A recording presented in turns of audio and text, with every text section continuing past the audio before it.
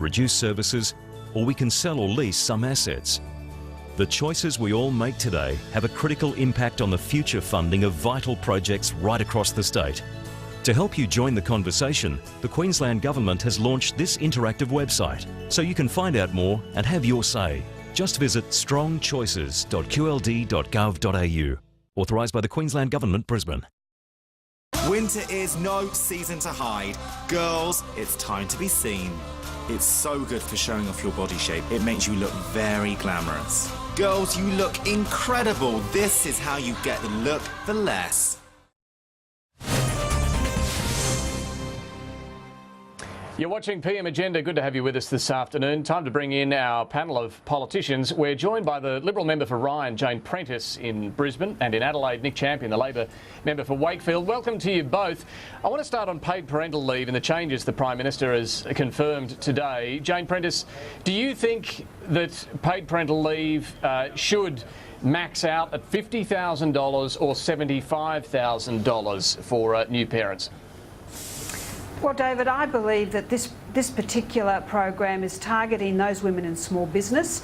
Most of them are earning $60,000 a year or less, and they're the people we need to support because women are mainly in small business. Small businesses are the engine room of our economy, and I know from my own experience in small business that, you know, sometimes you didn't even pay yourself, let alone have the money to be able to afford to take time off to have a baby. I was in the fortunate situation that I was able to have my children at my office in the early days. But there's so many women out there in the economy, and we need them to have the opportunity to have a family, but they just can't afford it. And that's what this is all about, is supporting those women in small business in particular.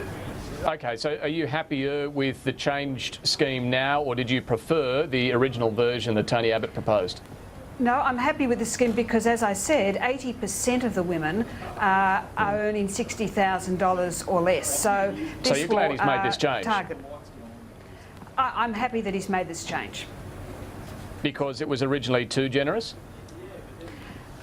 No, because I don't think that if you look at the women in the public service, they are well catered for by whatever they happen to be earning at the time.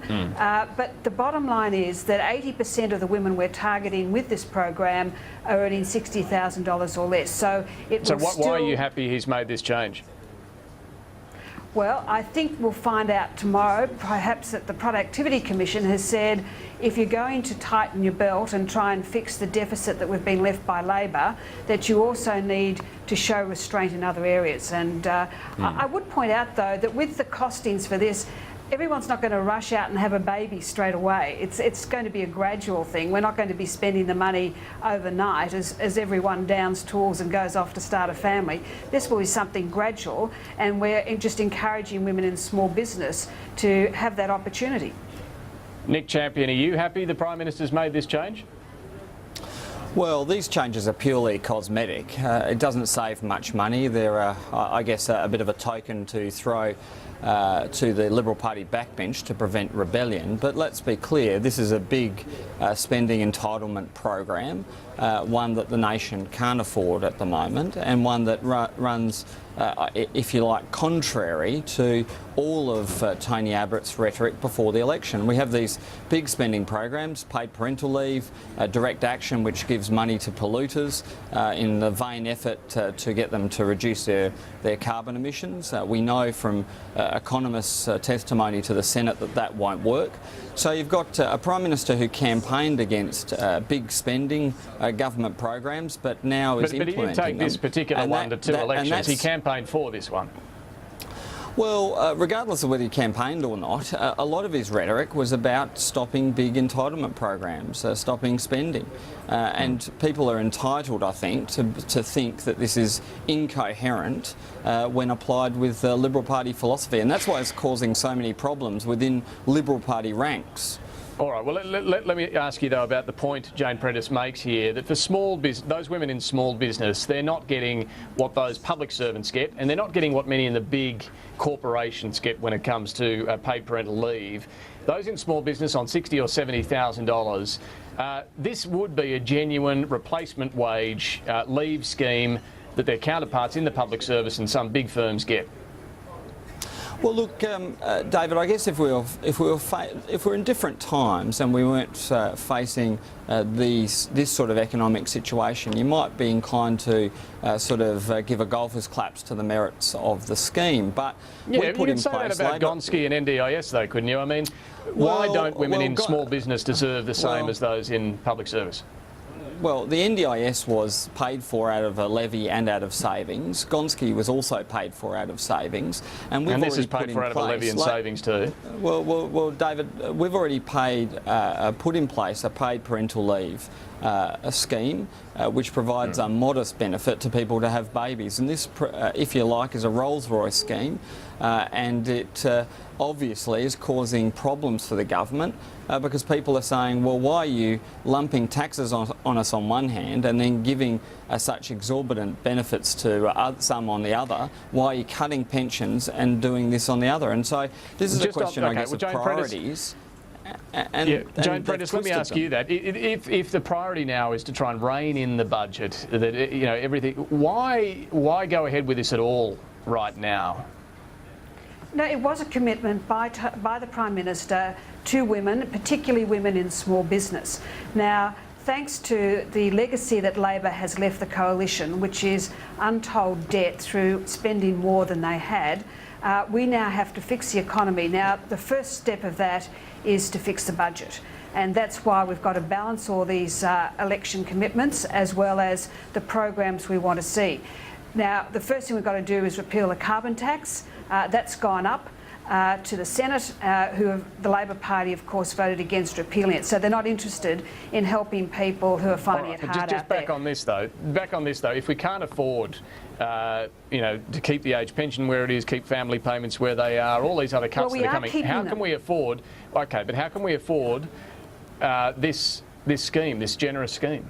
But David, that's scaremongering. We're not cutting the pension. Tony Abbott has made that absolutely perfectly clear. And in fact, he's made it very clear this week. It will be not cut, but the indexation lowered and eligibility thresholds changed in 3 years' time. He said that this week. Well, he'll take that to the election, though. People can vote on that. Unlike the Labor Party, who changed their promises after the election. But the point is, the government's position is we've got to rein in the age pension, we've got to rein in family payments, we've got to cut here, cut there. Why then can you afford this paid parental leave scheme?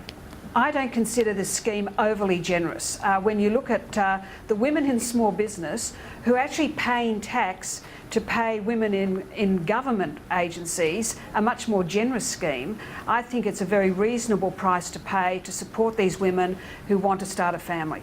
And it's not something, we keep talking about it as though all the money is going to be expended overnight.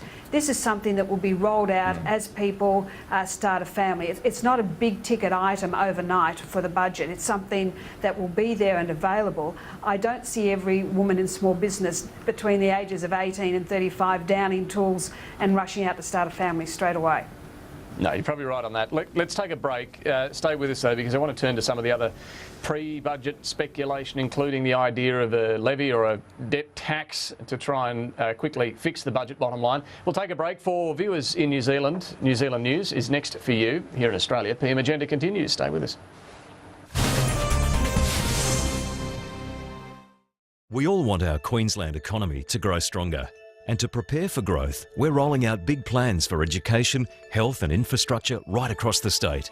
But to turn these plans into reality, we first have to deal with the accumulated debt of the past 10 years. An $80 billion debt with an interest bill of $4 billion every year. $4 billion could build 25 new schools, rebuild a regional hospital and build hundreds of kilometres of highway.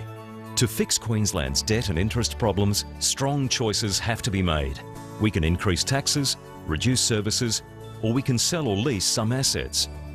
The choices we all make today have a critical impact on the future funding of vital projects right across the state. To help you join the conversation, the Queensland Government has launched this interactive website, so you can find out more and have your say. Just visit strongchoices.qld.gov.au. Authorised by the Queensland Government, Brisbane. The next great drive begins.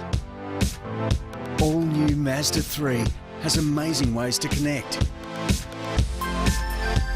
And Sky Active technology gives you sports performance, yet outstanding fuel economy. All new Mazda 3. It's everything you imagine a great drive can be. For a limited time, you could win a holiday staying at the beautiful Netanya Resort right on Queensland's iconic Noosa Beach.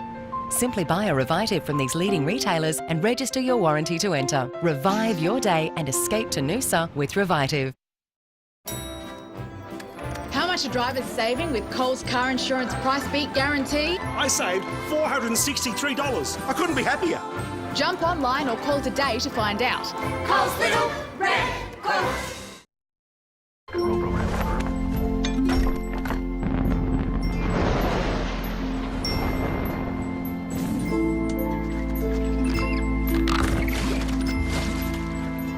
No one likes being left behind, but that's what will happen to Australia if we don't support our universities. Sign the online petition to support education, research and innovation and help keep Australia ahead. Authorised by B. Robinson, Universities Australia, Canberra. Tonight on Paul Murray Live, is the Prime Minister really going to push on with the idea of the deficit tax? There needs to be some short-term pain for permanent and lasting gain. It's a bad idea, it's a broken promise, it's a tax increase. Labor will have no part of it. The polls are confused about whether the Australian public like it or not, but I tell you what, I can't stand the idea. Keen to know what you think? Use the hashtag at PM Live during the program, and we'll talk about it on Australia's most lively discussion show, Paul Murray Live, tonight, only on Sky News.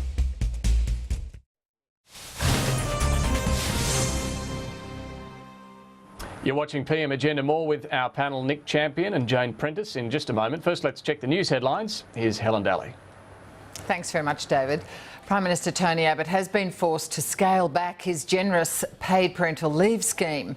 Mr Abbott has blamed what he calls the budget emergency, but it follows criticism of the policy from his own coalition MPs.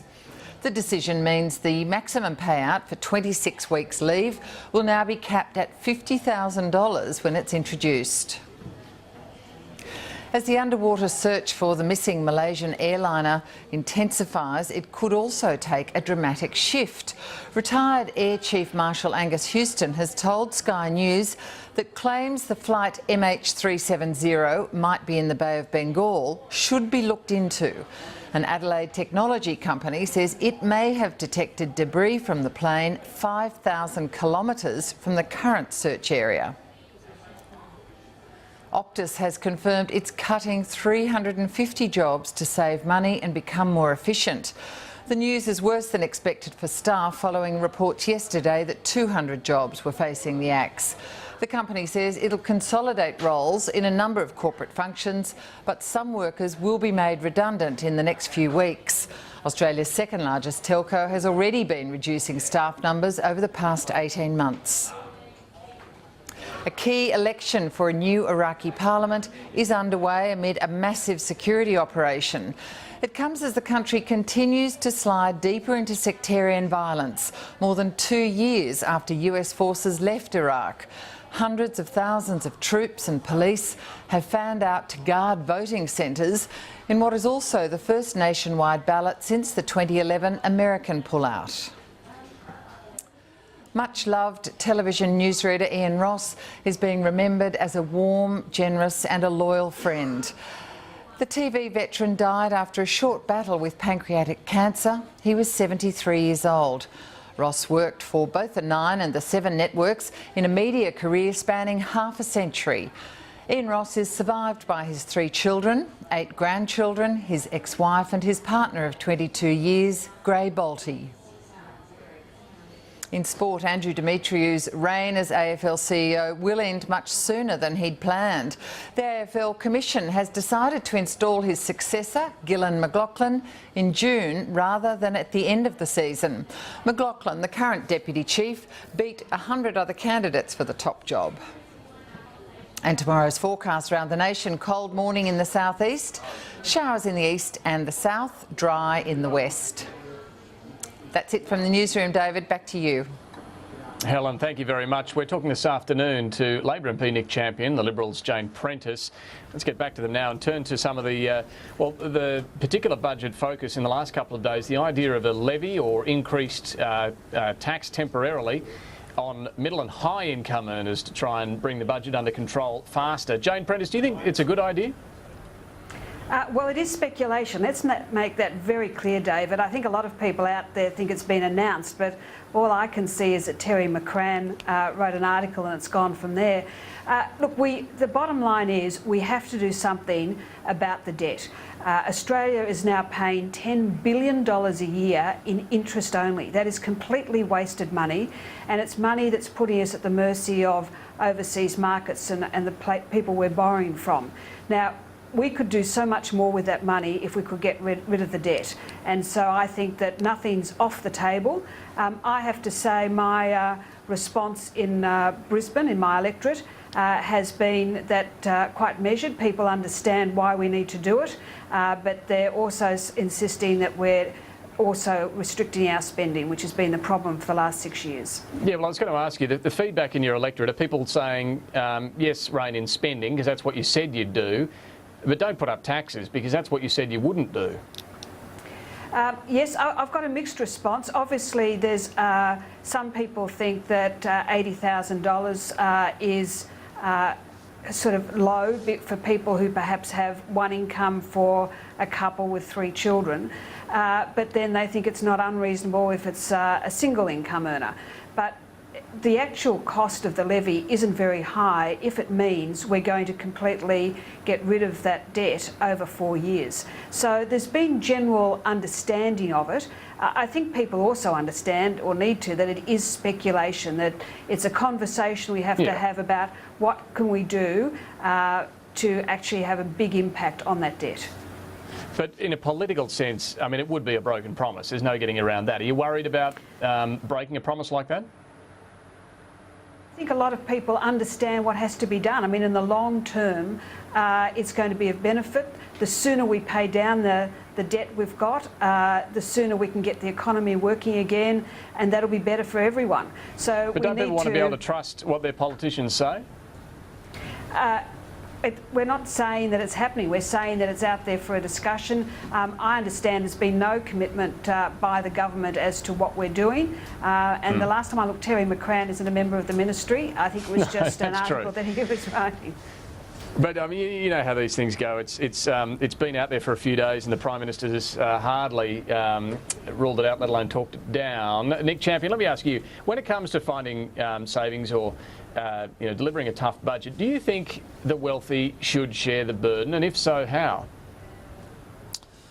Well, look, I think the question here is a choice between growth and austerity. The rest of the world tried this, lifting taxes, tightening up on means testing, savage cuts to the public sector, attacks on pensions and the like. They tried this and they ended up tanking their economies, throwing them into reverse, and that made the debt situation worse, not better. Australia grew throughout the global financial crisis, and part of that involved going into debt. Now, what we have now is the Liberal Party are going to get stuck into the middle class. That's who's going to be paying these taxes. Policemen, nurses, electricians with families, they're the ones who are going to be hit by a combination of higher taxes, tougher means testing. They're going to have to worry about whether or not their pension, their parents' pension in 3 years' time is going to be worth what it is now in real terms. So these are very big attacks on middle Australia, and they threaten to throw the economy into reverse. So it seems the question here is whether you want to return... The real problem here is it economically sensible to have a stupidly tough budget? And it's not. Well, yeah, David, and that's what I was going to ask you. Is it worth getting back into surplus within 4 years, or can we afford to wait for 10 plus years by sticking with the current settings? Nick Champion, you're comfortable with remaining in deficit for another 10 years? Well, I'm not saying that. What I'm saying is you're better gradually fixing up your debt problem than trying to do it in a rush, going into recession and making well, if you throw the economy into recession, it'll be a decade anyway. That's what the rest of the world did, and it didn't work. And so you have to be very, very careful with this economy. And we get the feeling that the Abbott government are tying themselves up in knots, breaking promises. They've got a pretty twisted set of priorities, and they're a threat to the economy. But I'm just asking about your priorities here. I'm just asking about your priorities. Another decade of deficits doesn't trouble you too much. Well, I wouldn't say that. Of course, debt is a serious issue, but if your economy's growing, it's a bit like if your income's growing, you can sustain the debt, can't you? You can pay it down. But if your income's falling, if your economy's shrinking, then you can't afford the debt, and that's well, exactly. The problem so you've got to make a judgment call here if you're in government. You've got to make a judgment call. How far do you cut, and without hurting the economy? And you seem to be suggesting don't cut as hard. Let the economy keep growing, even if it means staying in deficit for longer.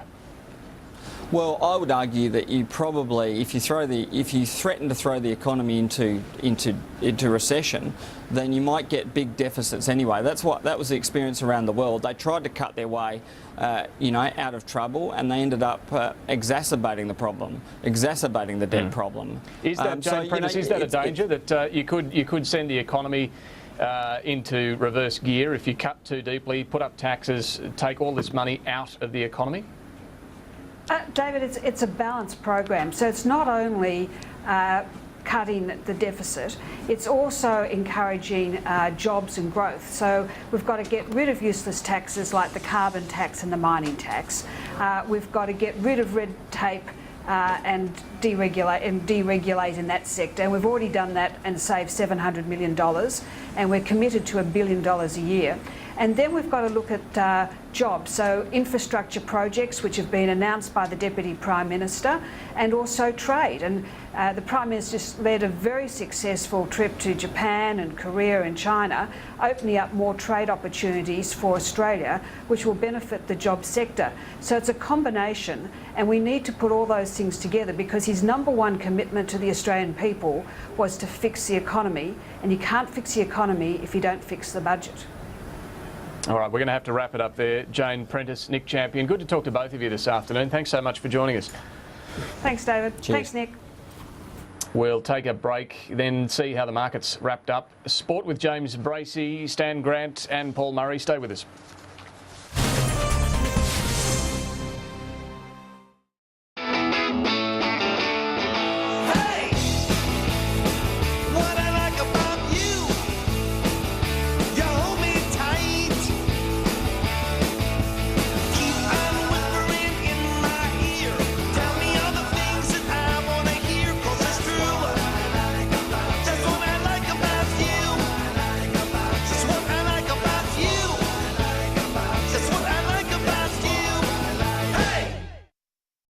Introducing new Caltrate Soft Chews. These delicious chocolate-flavoured bites will help support your bone health and keep your taste buds happy, all with less than 14 calories per chew. Caltrate Soft Chews. Getting your calcium and vitamin D has never tasted so great.